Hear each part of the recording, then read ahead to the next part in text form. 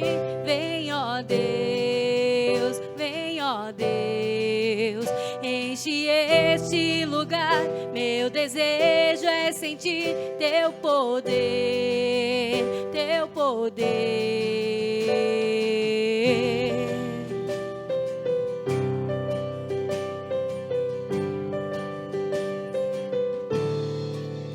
Nós estamos aqui tão sedentos de ti. Vem, ó Deus, vem, ó Deus, enche este lugar. Meu desejo é sentir teu poder, teu poder. Então vem me incendiar. Meu coração é o teu altar. Quero ouvir o som do céu, tua glória contemplar. Então vem me incendiar. Meu coração é o teu altar. Quero ouvir o som do céu, tua glória contemplar.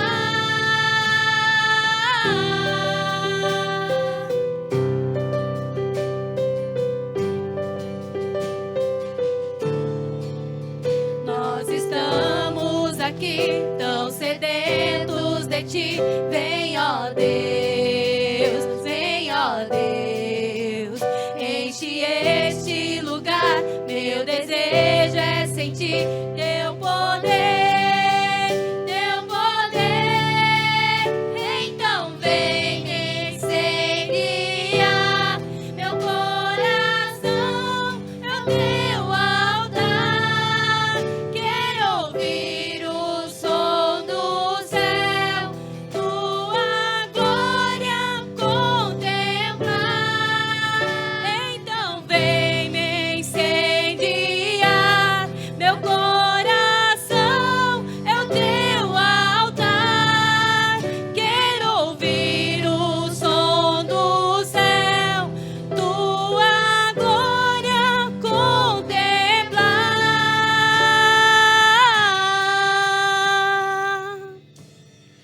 Te damos honra, te damos glória. Teu é o poder, pra sempre, amém. Te damos honra, te damos glória. Teu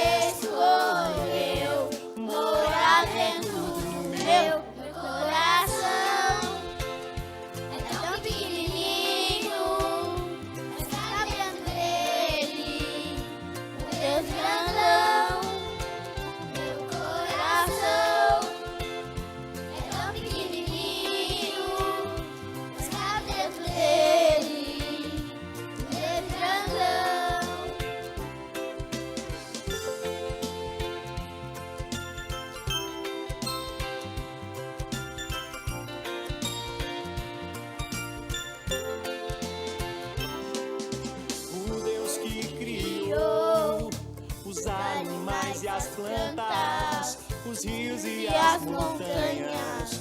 Apenas com sua voz, pois Ele é Deus, Todo-Poderoso.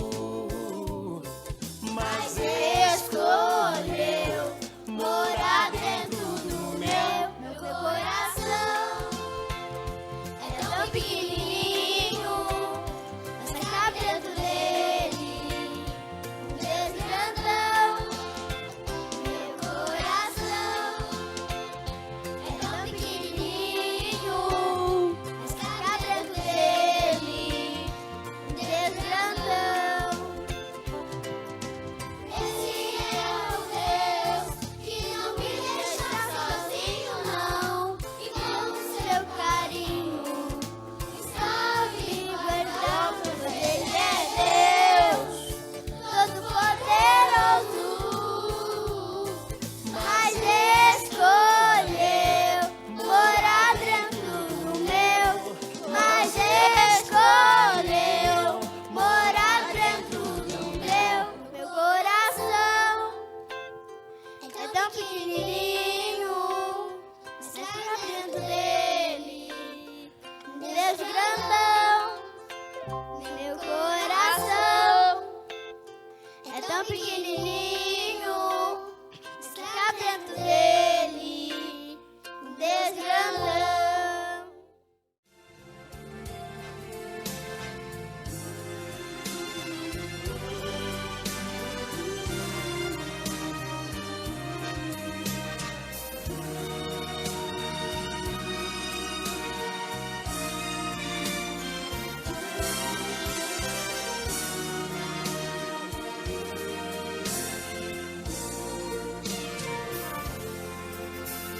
Olhando este mundo, ele viu grande multidão, andando sozinha, sem nada na mão. Sua vida foi rosa vermelha, cravada na cruz. Quem passou por ele sentiu compaixão. A rosa murchando, sangrando, esvaindo em dor, perdendo a cor, sem respiração.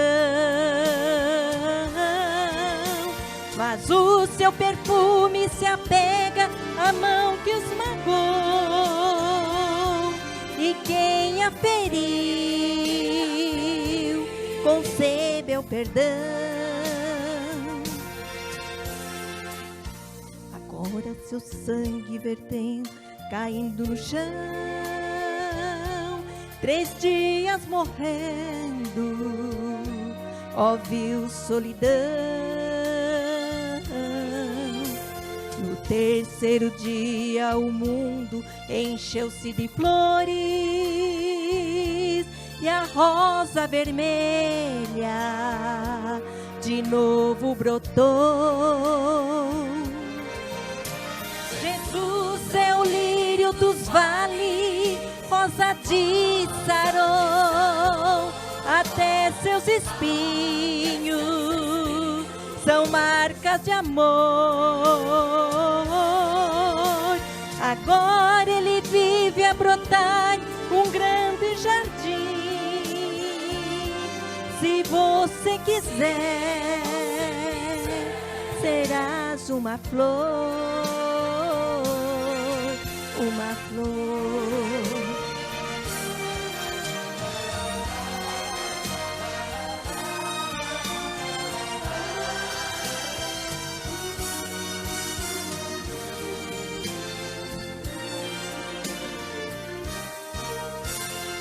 Agora seu sangue vertendo, caindo no chão,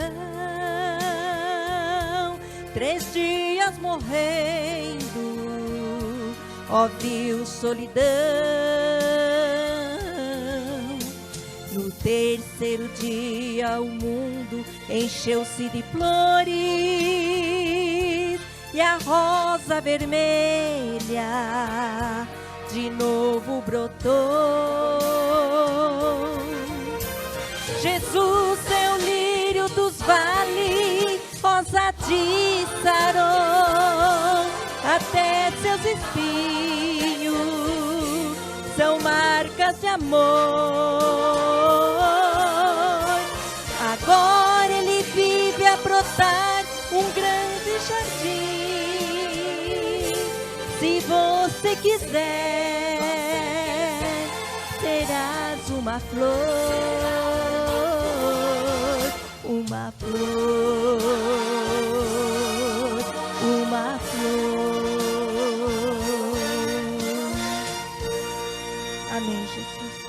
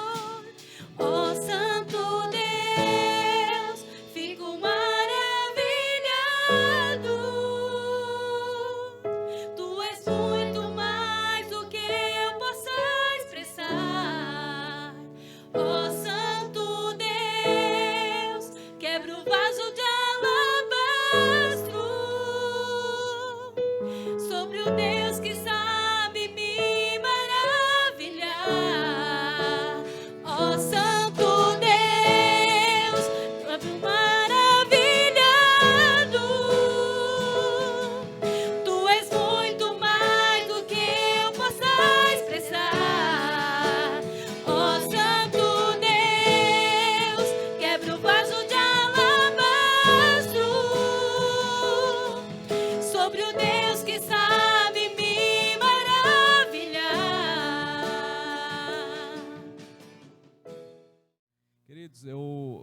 gostaria de estar trazendo uma mensagem neste momento, e eu preparei uma mensagem um pouco diferente daquelas que eu costumo até mesmo ministrar aqui, né?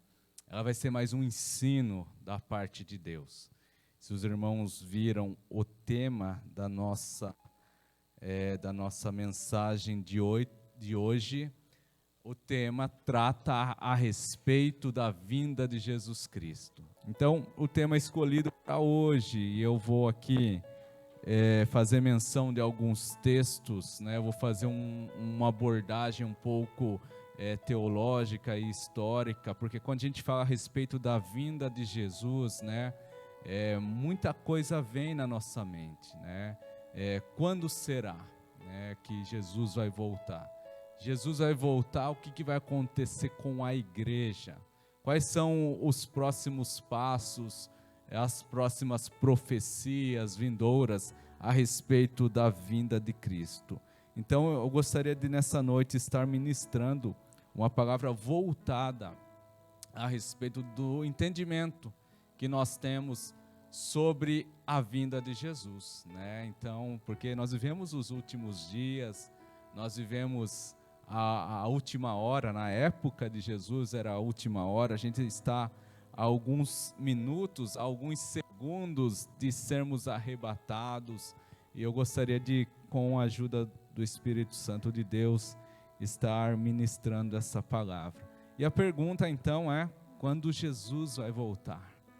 O que ainda falta para que Jesus venha buscar a sua igreja? Jesus virá? Jesus vai descer outra vez aqui? Essa é a promessa, né? É o nosso desejo, é o que arde o nosso coração, né? É saber que existe uma promessa que vai ser cumprida. E a pergunta então é: quando será, né, a vinda de Jesus, né? E aí eu tenho um versículo que o apóstolo Paulo escreveu em 2 Tessalonicenses, capítulo 2, verso 3, que diz assim: ninguém de maneira alguma vos engane, porque não será assim sem que antes venha a apostasia.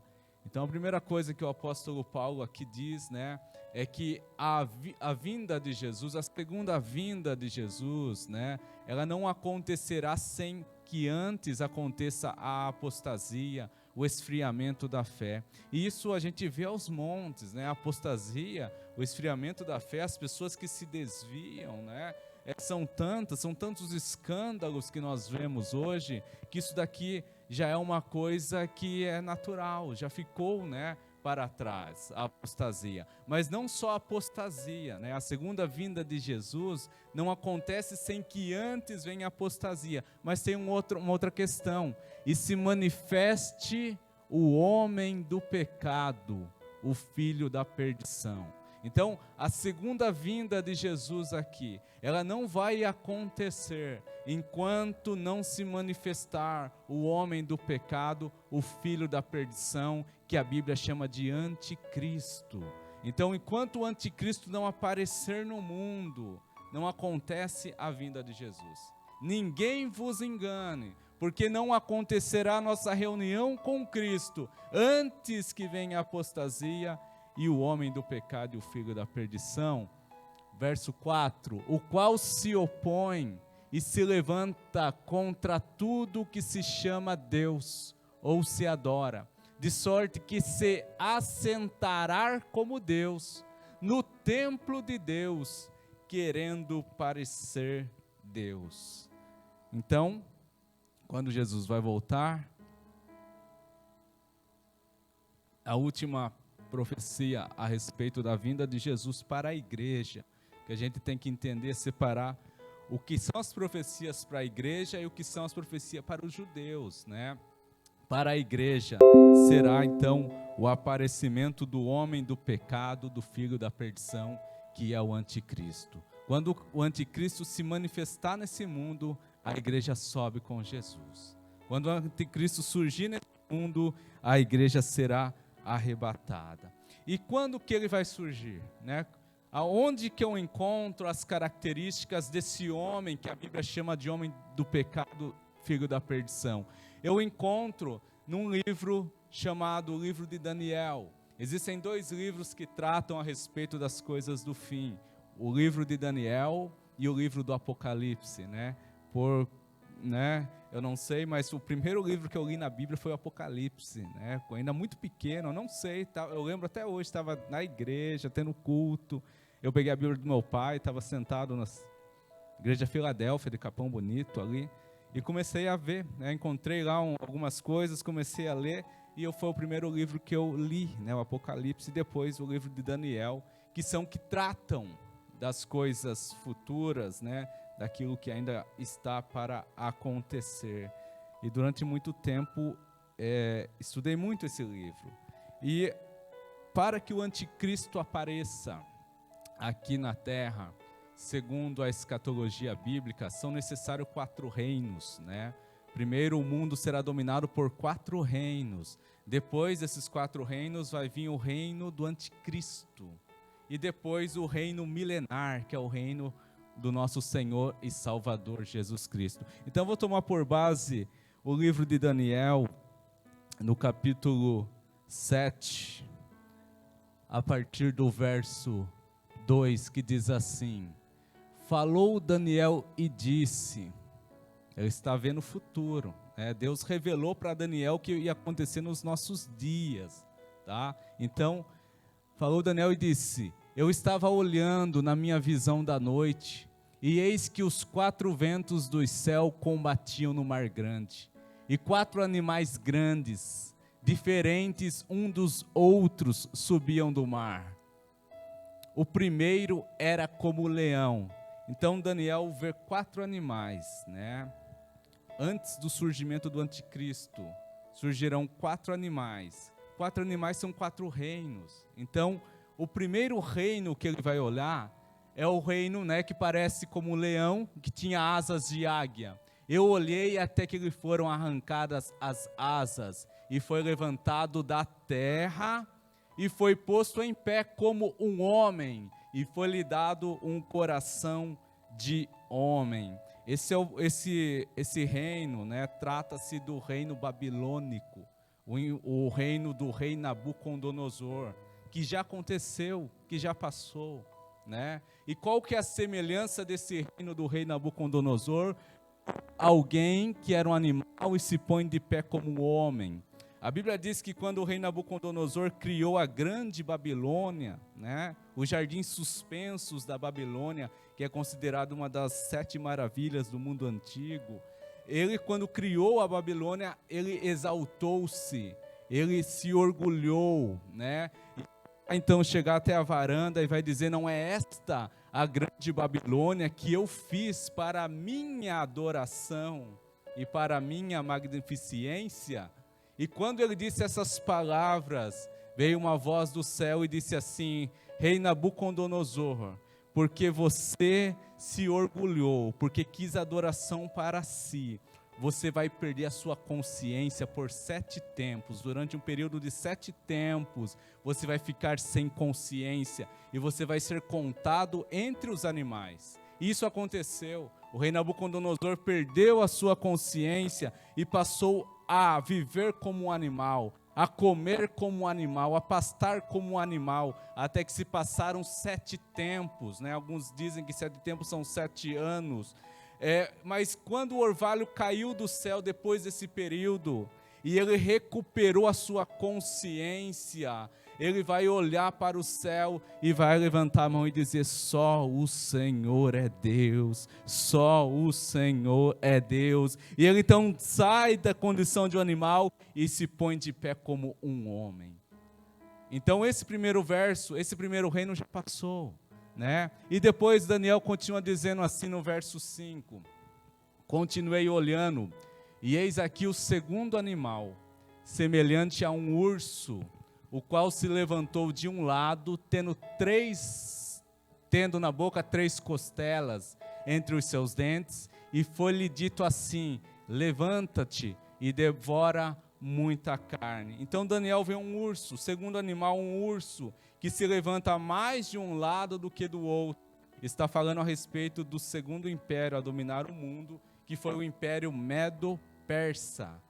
primeiro vieram os medos e depois os persas. Por isso que o urso se inclina mais de um lado do que de outro. E as 3 costelas na boca são as 3 grandes conquistas do Império Medo-Persa, né? Egito, Lídia e Babilônia. Então esse segundo reino já passou.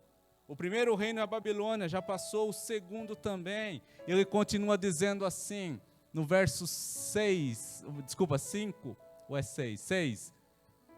Depois disso eu continuei olhando, e eis aqui outro semelhante a um leopardo, e tinha 4 asas de ave nas suas costas.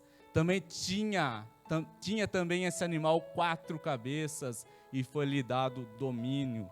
Vocês sabem que o leopardo é tido como um dos animais mais rápidos, velozes do mundo. Um leopardo com asas nas costas se transforma no animal mais rápido ainda, né? Está falando do terceiro reino que já dominou o mundo, que foi o Império Grego de Alexandre o Grande, que precisou apenas de 12 anos para conquistar o mundo inteiro e morreu aos 32, já depressivo, sem ter quase nada ao que dominar. E depois o império se dividiu entre os seus 4 importantes generais, por isso 4 cabeças. Já passou, né? A Bíblia diz que seriam 4 impérios e depois viria o império do anticristo. 3 já passaram. Só que Daniel continua escrevendo dizendo assim: depois disso eu continuava olhando nas visões da noite, e eis aqui o 4º animal, terrível e espantoso e muito forte, o qual tinha dentes grandes de ferro. Ele devorava e fazia em pedaços, e pisava aos pés o que sobejava. Era diferente de todos os animais que apareceram dele, e tinha 10 pontas. Está falando a respeito do 4º império que dominou o mundo, que foi o Império Romano, o império do imperador Otávio Augusto, que foi o primeiro imperador antes de Cristo, 27 anos antes de Cristo, e dominou o mundo até 476 depois de Cristo. E esse império também já passou, já ruiu. Mas depois disso apareceram 10 pontas, né? E eu vou explicar daqui a pouco o que significam essas pontas. O interessante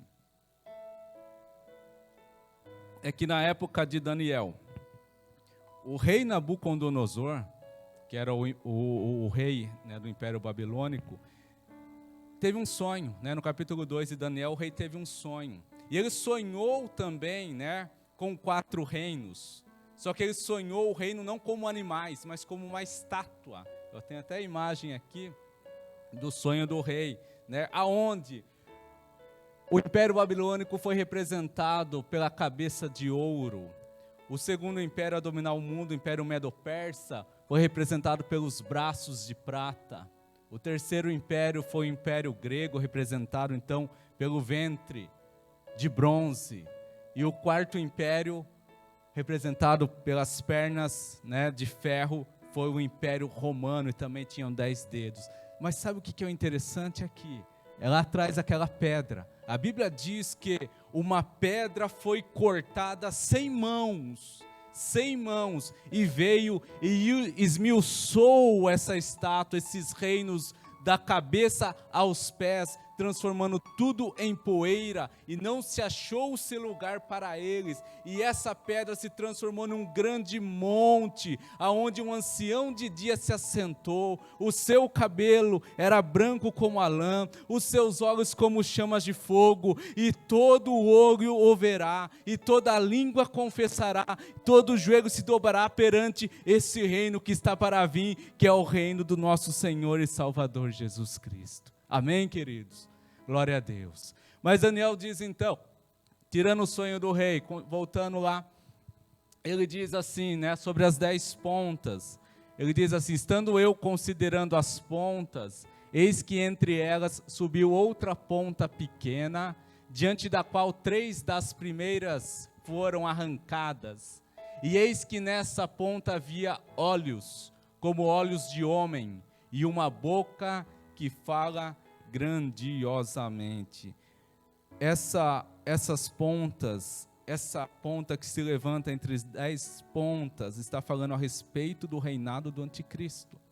Eu disse para vocês aqui, nós lemos aqui, não acontecerá a nossa reunião com Cristo, sem que antes se manifeste o homem do pecado, o filho da perdição, que está sendo representado aqui. Quando ele diz assim, 10 pontas são 10 nações, ou seja, em torno de 10 nações surgirá um governante, e esse governante possivelmente será o anticristo.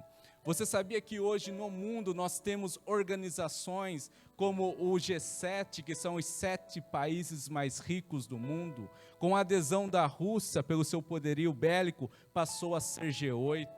Se esse grupo dos 8 países aparecerem mais 2 e levantarem um único governante, esse possivelmente será o anticristo.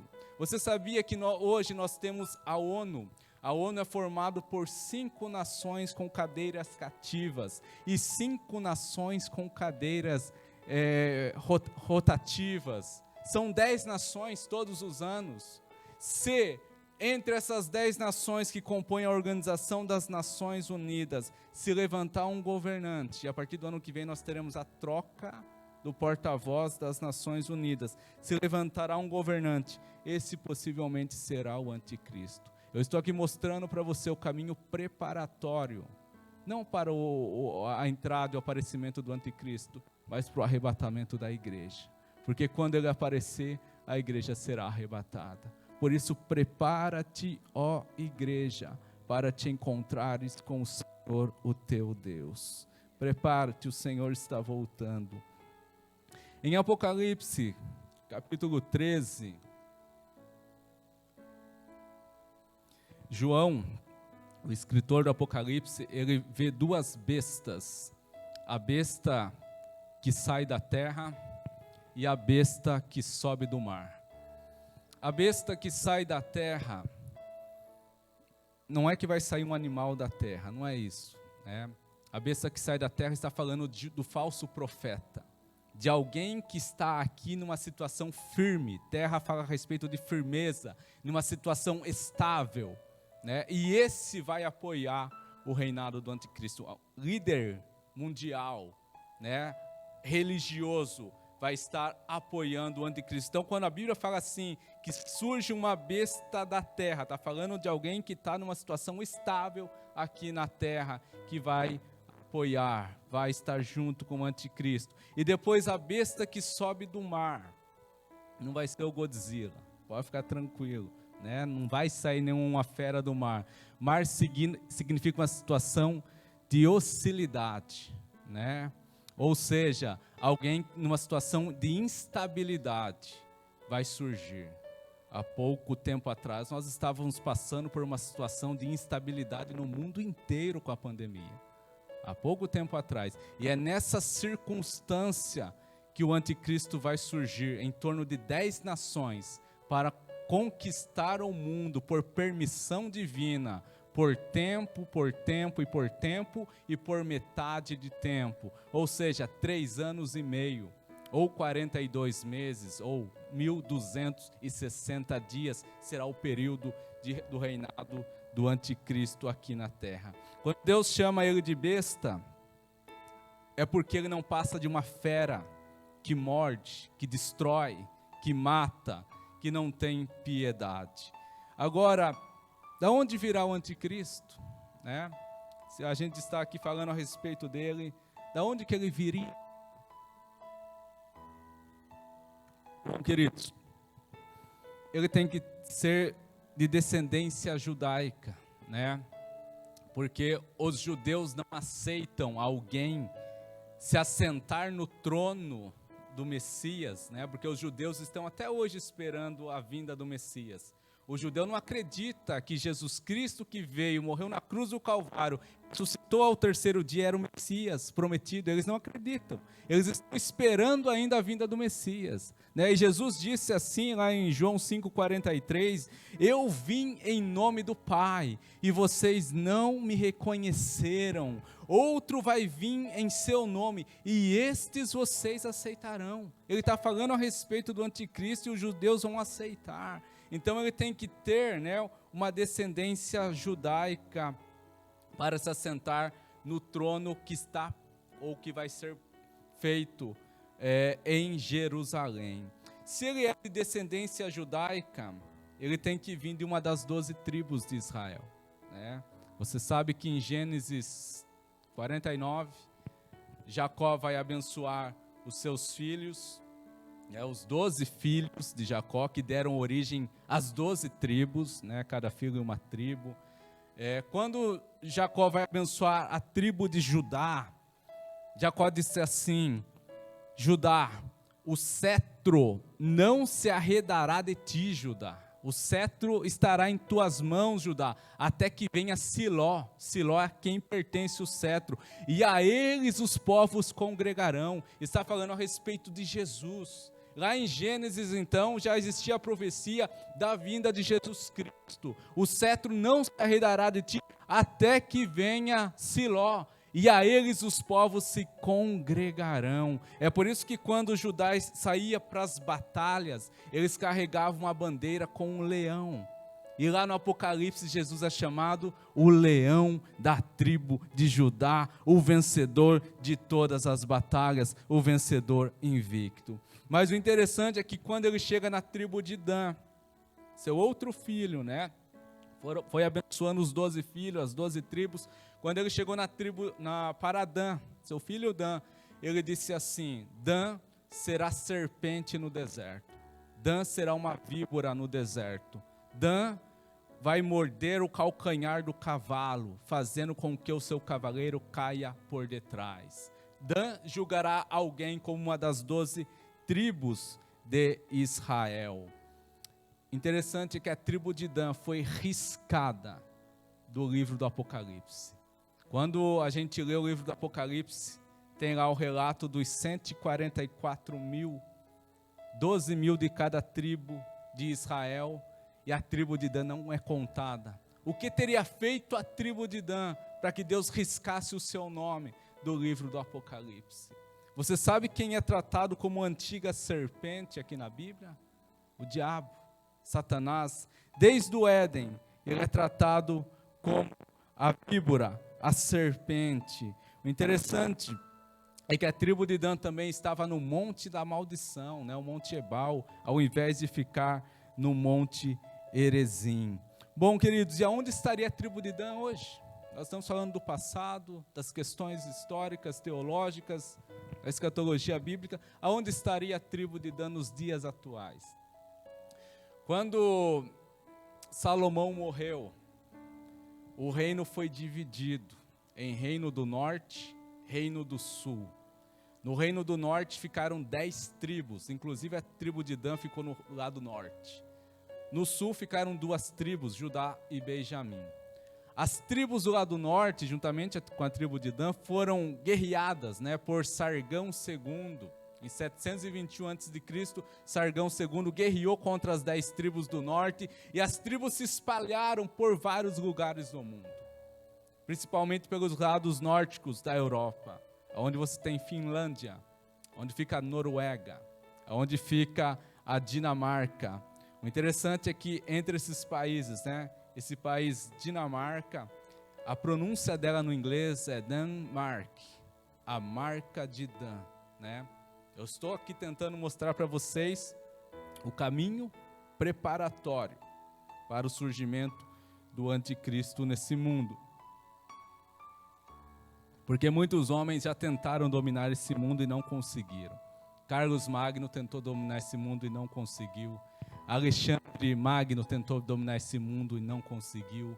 Adolfo Hitler, né, no século XX, através de uma empreitada de uma origem satânica do nazismo, tentou dominar esse mundo e não conseguiu, mas o anticristo ele vai conseguir, por permissão divina, por tempos e tempos e tempos e metade de tempo, ou seja, por 3 anos e meio, ele vai conseguir dominar este mundo. E o que significa anticristo? Anticristo quer dizer aquele que se opõe a Cristo, ou aquele que quer tomar o lugar de Cristo. Mas o apóstolo Paulo escreveu em 1 Tessalonicenses que o mesmo Senhor descerá do céu com alarido, com voz de arcanjo e a trombeta de Deus. Os que morreram em Cristo ressuscitarão primeiro. Depois nós, quando o anticristo aparecer, nós seremos arrebatados. E assim estaremos para sempre com o Senhor. Portanto, consolai uns aos outros com essas palavras. Você se sente consolado ao ouvir isso? Que o Senhor virá te buscar? Até pouco tempo, né, era impensável a ideia de que nos últimos dias as pessoas seriam marcadas, receberiam uma marca, conforme está descrito no Apocalipse. Mas a pandemia deixou isso muito bem claro. As pessoas que não tinham passaporte vacinal, elas não podiam viajar de avião para outros países, não conseguiam entrar em outros países. E nos últimos dias, durante o reinado do anticristo, as pessoas receberão uma marca, eliminando RG, CPF, enfim, né, sem a qual ninguém poderá comprar, vender, receber. O mundo, né, está caminhando para isso. O mundo está querendo um governante mundial, para que venha resolver os problemas da fome, os problemas das doenças. O mundo está necessitando, mas ao invés de apontar para o Messias, Jesus Cristo prometido, apontarão para o anticristo. Por isso, prepara-te, ó igreja, para te encontrares com o Senhor teu Deus. Em Mateus capítulo 25, Jesus contou uma parábola das 10 virgens. 5 estavam preparadas, 5 não estavam preparadas. 5 tinham azeites, 5 não tinham azeites. 5 delas estavam vigilantes, as outras 5 não estavam vigilantes, mas no final, as preparadas entraram para as bodas do Cordeiro de Deus. Meu querido, os não preparados, eles passarão pela grande tribulação. Os preparados subirão. Quando aparecer o anticristo, os preparados subirão. Os não preparados passarão pela tribulação. A Bíblia diz que o anticristo fará guerra aos santos. João descreve no Apocalipse, lá no final, né, que depois da tribulação chegou uma multidão inumerável no céu de pessoas. Ele não podia contar quantas pessoas vieram da grande tribulação.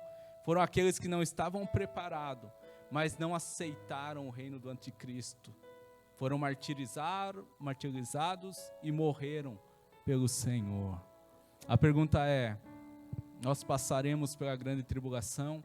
Eu fiz um slide do livro do Apocalipse, só para ilustrar, que quando a gente lê o Apocalipse, a gente vai ver que, do verso 1 ao verso 3, né, nós temos as cartas às igrejas. O verso 4 e 5, a gente vai ver então que a igreja está no céu. Então, tudo contexto do capítulo 1 até o capítulo 5 trata da igreja. Depois há um rompimento.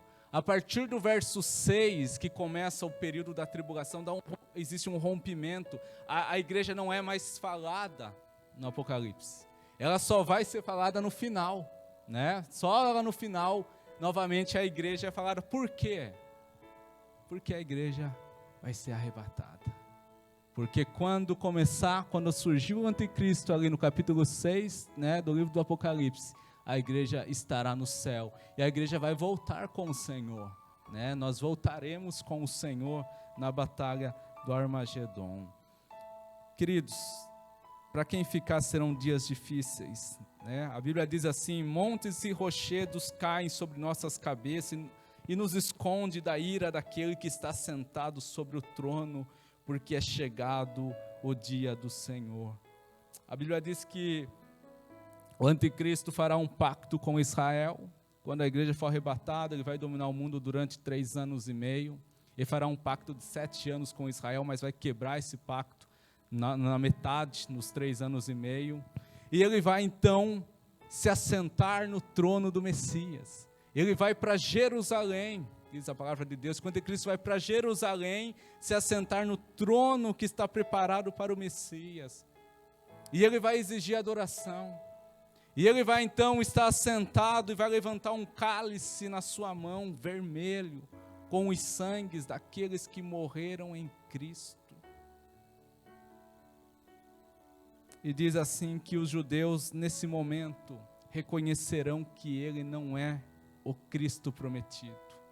Nesse momento, ele se assentar, que ele profanar o templo, exigir adoração, mostrar então o cálice daqueles que morreram, daqueles que ele perseguiu, daqueles a quem ele destruiu sem piedade. Os judeus reconhecerão que ele não é o Messias.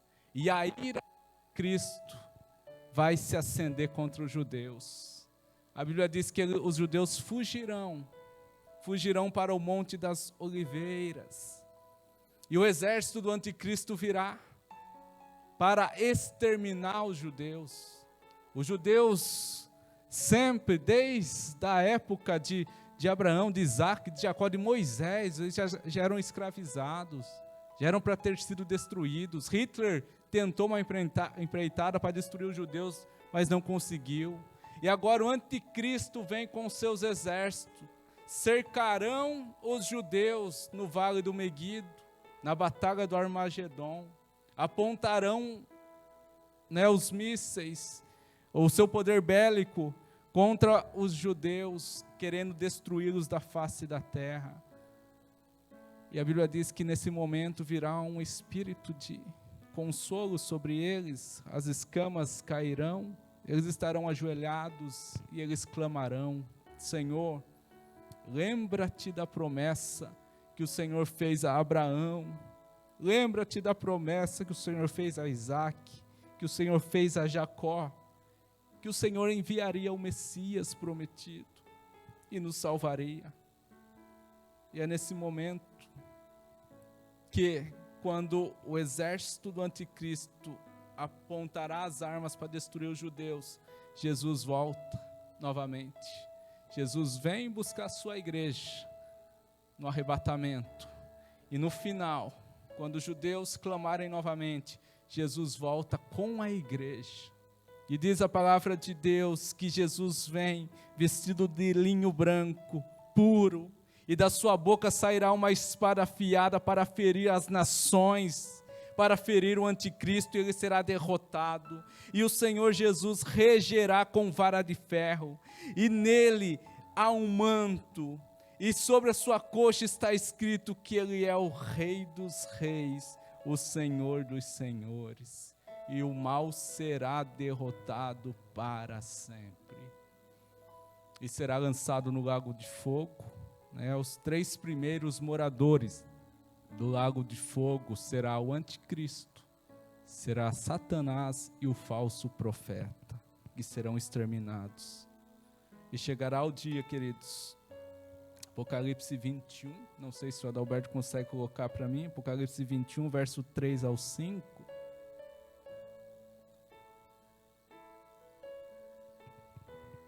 Apocalipse capítulo 21.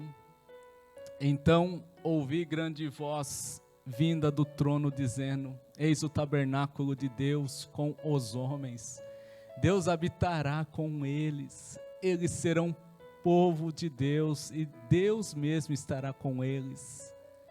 Eles enxugará dos olhos toda lágrima, e a morte já não existirá, já não haverá luto, nem pranto, nem dor, porque as primeiras coisas passaram.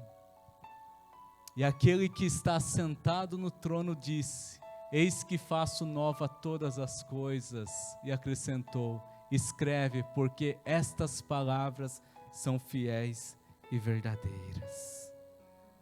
Capítulo 22, se puder colocar o verso 3. 22, verso 3 ao 5, diz assim, Apocalipse 22, então,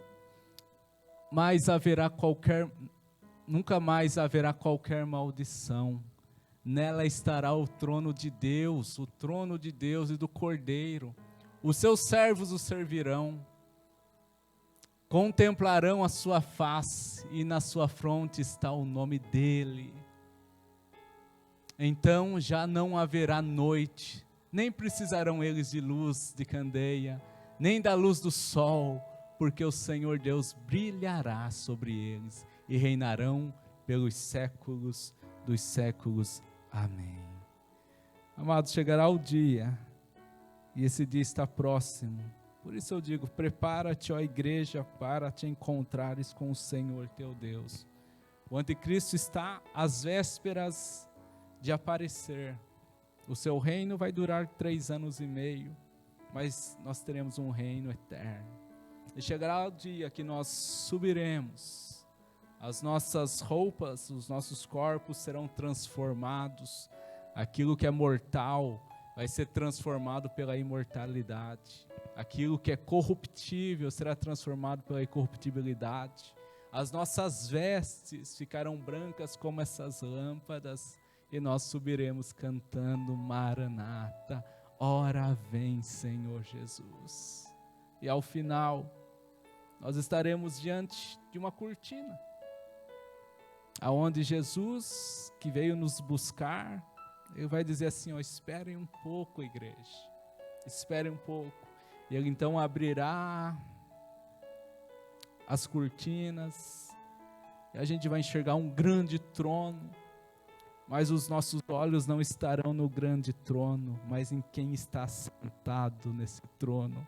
E a Bíblia diz que nós contemplaremos e nós veremos a Deus face a face, assim como Ele é. Aleluia, glória a Deus. Feche os teus olhos, se a gente puder estar louvando a Deus, porque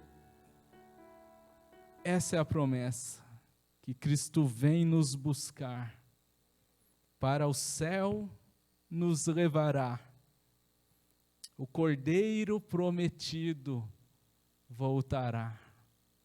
O hino continua dizendo assim, oh glória, aleluia, Maranata, vem Jesus, porque sou liberto pelo sangue lá da cruz.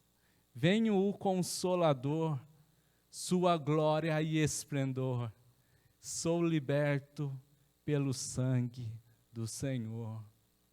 E Cristo manda, alerta está, vigiar e sempre orar, e ao toque da trombeta, Ele voltará. Aleluia, fecha os teus olhos, curva a tua cabeça.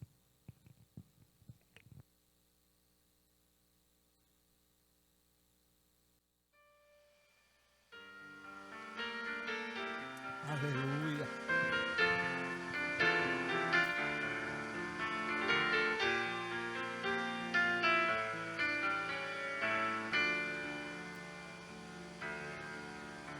Cristo vem me buscar, para o céu me levará, e o Cordeiro prometido voltará.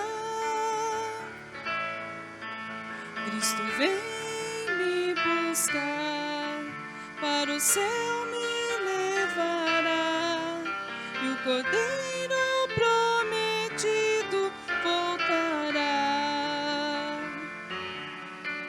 Oh glória, aleluia, Maranata, vem Jesus, sou liberto pelo sangue dessa cruz.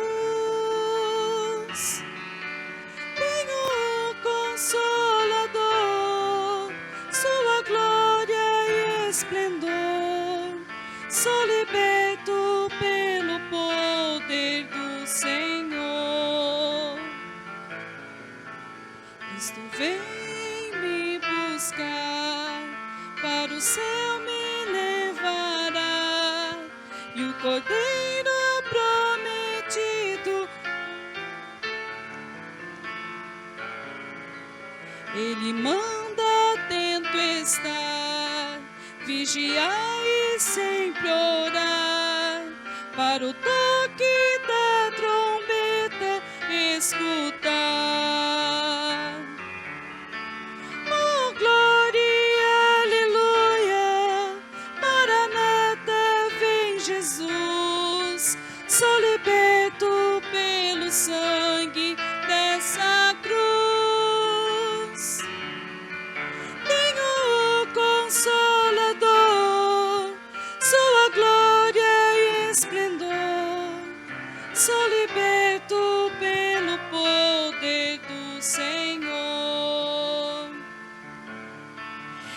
alegria vou sentir, com os anjos a cantar, pois com Cristo para sempre vou morar. Oh, que gozo eu vou sentir, com os anjos a cantar, pois com Cristo para sempre eu vou morar. Oh, glória, aleluia, Maranata, vem Jesus, sou liberto pelo sangue dessa cruz. Tenho o Consolador, sua glória e esplendor, sou liberto pelo poder do Senhor. Toque de pé, igreja. Consolai uns aos outros com essas palavras, até que Ele venha. Amém? Enquanto o Ministério do Louvor vem aqui para a gente estar encerrando, vamos orar ao Senhor. Pai Celeste, Pai de amor, nós ouvimos a Tua palavra que é a verdade, ó Pai. Que o Senhor possa trazer alento aos nossos corações a cada dia, pois os dias que vivemos são dias maus, são dias tristes, são dias difíceis, Pai. Mas nós temos a esperança da volta de Cristo, a esperança de Te encontrar nos ares, ó Pai, a esperança de um dia estar contigo, Senhor, e isso, ó Pai, é que aquece o nosso coração. Pai, nos sustenta a fé, não permita, ó Pai, que possamos sair do Teu caminho, desviar para o lado A ou para o lado B, mas que possamos continuar em frente, embora em momentos difíceis às vezes, mas que essa esperança não se aparte do nosso coração, ó Pai. Em nome do Senhor Jesus Cristo nós oramos, e oramos também por aqueles, ó Pai, que precisam, que necessitam de um conforto Teu, de uma cura, Senhor, neste momento. Nós oramos, ó Pai, pelo irmão Alain, a Aline, o Theo, ó Senhor, visita a casa desse nosso irmão, dessa nossa irmã, pela vida do nosso irmão Heitor, neto da nossa irmã Cidinha, Senhor, alcança a vida do Heitor neste momento, a vida do Otávio que está entubado, Senhor. Ó Pai Santo, o Senhor que é o Jeová Rafa, o Deus que cura, o médico dos médicos, entra com provisão, estende as Tuas mãos, tem compaixão, tem misericórdia, ó Pai, da nossa irmã Terezinha, Senhor, que se encontra hospitalizada, vai de encontro, dá ordem aos Teus anjos acerca desta vida, do nosso querido irmão Lucas, ó Pai, que tem passado por crises profundas, depressivas, Senhor. Ó Pai Santo, liberta, Senhor, transforma, renova, ó Pai, e traz essa esperança que há no nosso coração de encontrar contigo, ó Pai. Nós Te agradecemos por este culto, Te agradecemos por cada vida, por cada coração que esteve aqui, que o Senhor possa nos dar uma semana abençoada, uma semana de bênção, Senhor, uma semana de paz. É a nossa oração, em nome santo e precioso de Jesus. Amém e amém, Jesus. Queridos, antes da bênção apostólica e eles estarem cantando, eu apenas deixo aqui o registro, para que a gente esteja orando nessa semana. Essa é uma semana de eleições no Brasil, e a gente, como igreja, precisa orar, jejuar e orar, a igreja precisa fazer a sua parte. O que impede o domínio do anticristo é a igreja, é a oração da igreja, Por isso que quando a igreja sobe, ele começa o seu reino, porque a igreja não estará mais aqui. Por isso temos que orar, temos que clamar ao Senhor. E escolha, Hoje nós temos aí vários candidatos, mas escolha aqueles que defendem as pautas cristãs, senador, deputado, a gente fala muito só de presidente, mas são vários cargos. Então, com consciência, com o coração, com oração. Escolha aqueles, né, que vão nos representar nos próximos 4 anos. Amém, queridos? Feche os teus olhos, levanta a tua mão para o céu, e que o grande amor de Deus, o nosso Pai, a graça do seu Filho Jesus Cristo, a comunhão e as consolações do doce Espírito Santo, seja com toda a igreja do Senhor até que Ele venha. Amém e amém, Jesus. Deus te abençoe, dê um abraço no teu irmão, diga que você o ama em Cristo Jesus e boa semana. Amém.